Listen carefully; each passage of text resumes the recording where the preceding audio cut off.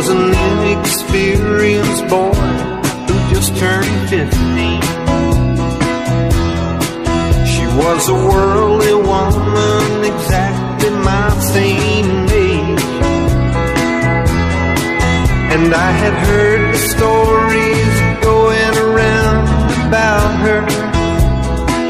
All what I heard put my young blood into a rage. So I asked to take her out one Friday evening.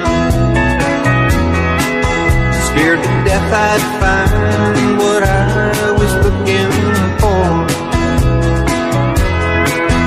When she got into my car, she sat close to me,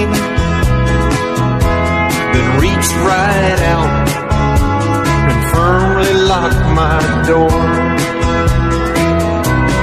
My first time